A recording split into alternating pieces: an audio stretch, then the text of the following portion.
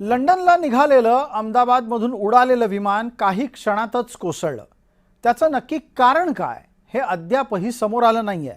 पण जसजसे दिवस जात आहेत तसतसं कारणांच्या अंतर्गत असलेली अनेक उपकारणं समोर येत आहेत.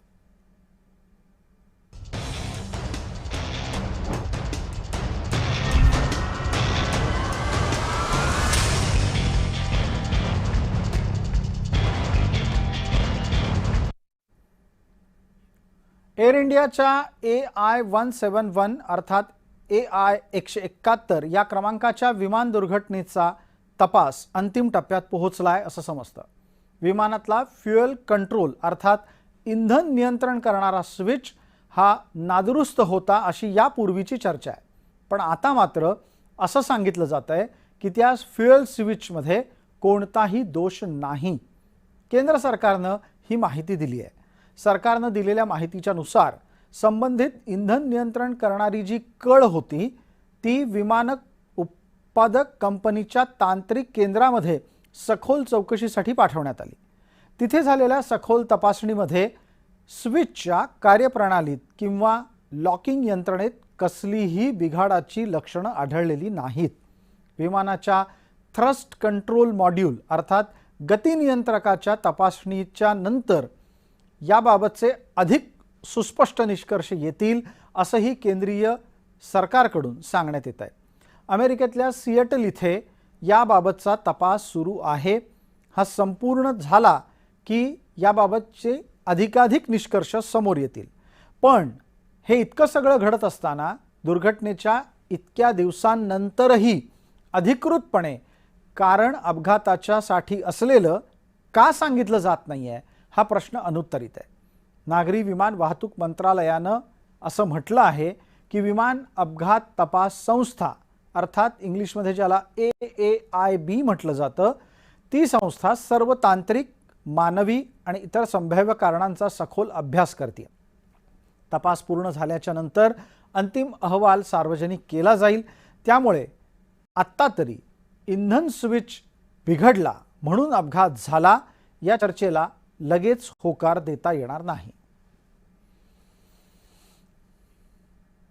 एअर इंडियाच्या विमान अपघाताच्या मागे संभाव्य कारणं कोणती असू शकतात याची एक चर्चा पटकन करूया.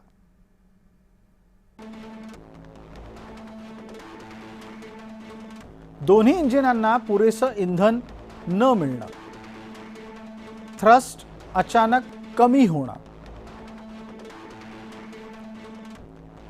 थ्रस्ट कंट्रोल मॉड्यूलची तपासणी सुरू असणं, इंजिन नियंत्रण प्रणालीमध्ये संभाव्य त्रुटी जन्माला येणं, कॉकपिटमधल्या चुकीची कृती ही सुद्धा मानवी हस्तक्षेप समजून कारण ठरू शकते. विमान उडण्यापूर्वी सर्व चाचण्या केल्या आहेत का याचाही तपास होतोय. इंजिन किंवा इतर महत्त्वाच्या प्रणालींमध्ये दोष निर्माण झाला होता का हे तपासलं जात आहे. इंधन पुरवठा करणाऱ्या स्विचमध्ये दोष आढळलेला नाही असं सांगितलं जातं. पक्षाची धडक बसणे, हवामान किंवा इतर कुठली बाह्य परिस्थिती तर अपघाताला कारण नाही ना हेही तपासलं जात आहे. अशा वेळेला तांत्रिक असो, मानवी असो किंवा कार्यप्रणालीतल्या घटकांचा एकत्रित संगम हा अपघाताला कारण ठरलाय का ते तपासलं जात आहे. अंतिम अहवाल नेमकं कारण देईल अशी अपेक्षा आहे. हवाई वाहतूक क्षेत्रातले तज्ज्ञ नितीन जाधव यांनी या सगळ्या प्रकाराचं कसं विश्लेषण केलंय पहा. दुःखाची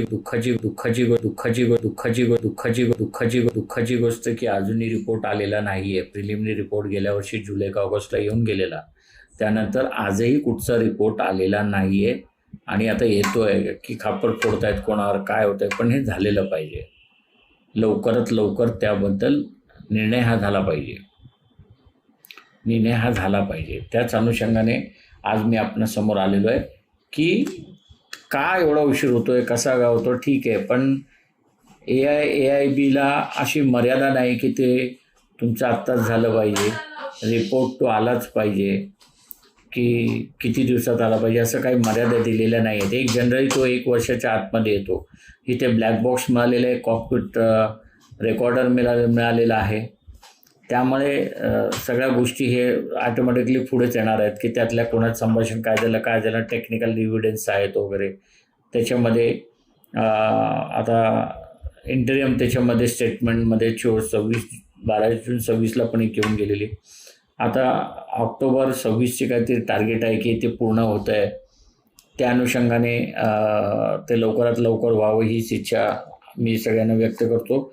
आणि ॲक्सिडेंट झाला ही वस्तुस्थिती आहे, लोक मृत्यू पडलेली आहेत आणि त्यामुळे दोष कोणाचा होता हे शोधून काढून त्यावर ताबडतोब ॲक्शन झाल्या पाहिजेत, हीच खरी श्रद्धांजली असावी